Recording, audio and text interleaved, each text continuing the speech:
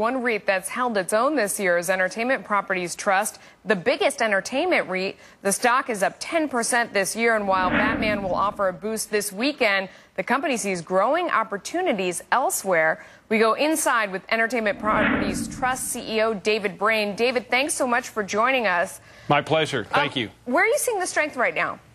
Well, I've seen the strength really throughout the categories we play in. The theater is much stronger than the average retail. It's about flat, but it's doing real well, even with all the pressures that are on it. And the other segments we're in with regard to schools are still very healthy. In fact, the segment, the charter schools, the public charter schools are very well attended. Occupancy's up. Our ski properties tend to be municipal daily ski. We call them metro ski area properties. They're around cities that you can go to on a day visit. They're not bed-based development. And they're usually at lower price points, $30 to $40 a day as opposed to $80 to $100 a day for resort skiing. David, I find this really surprising. I mean, it's pretty counterintuitive that in a time we're seeing a contracting economy, people are spending money on entertainment. Well, you know, the movies are probably the best illustration and the longest illustration where people kind of act in a counter-cyclical way. When times are tough, people will still treat themselves to something, and particularly something that gives them a little bit of an escape without a major investment. And that certainly is the movies, and also is also some of the other properties represent the day trip to the ski area, or maybe the bottle of wine related to our vineyard investments. Yeah. Where are you seeing the weakness?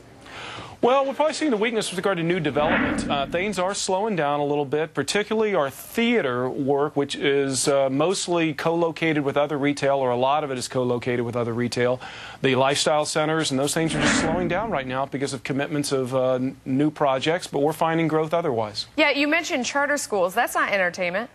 Well, it's not, but we articulated a year ago, Melissa. We tried to say we wanted to have a theme that united our investments greater than just being entertainment, because we saw opportunities greater than that.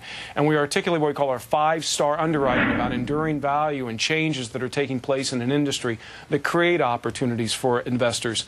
And we very much see the threads of what we talk about in that underwriting criteria in the charter schools, not entertainment, but has the same enduring characteristics, consumer preference characteristics, and really a revolution in the space that's creating an opportunity for an insightful, ahead-of-the-curve investor that we try to be. Well, where are you putting money to work right now? Well, right now we just announced major investments in the ski area, in the school area, the charter schools we just spoke of, $100 million in the last quarter. We've also put another $100 million into the vineyard space.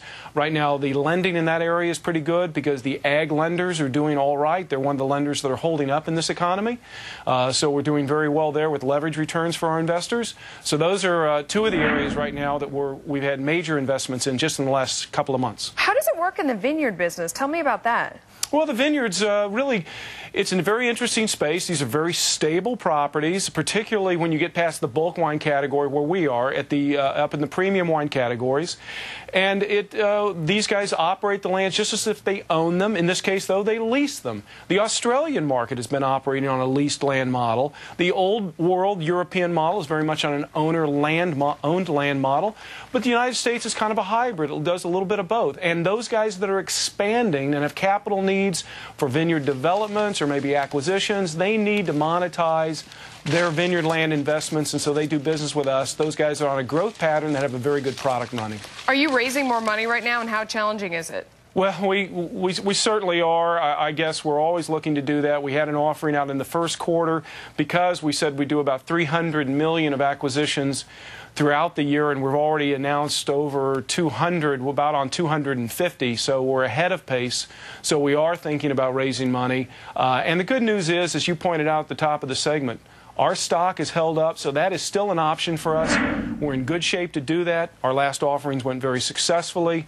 We just also need to find those places in the debt market to come along with our equity raises, because we usually invest 1-to-1 equity to debt dollars. We stay low levered, but use leverage somewhat to enhance returns. All right, David Brain, looking pretty brainy right now. Your REIT up 10% year to date. Thanks so much for joining us. Thank you very much.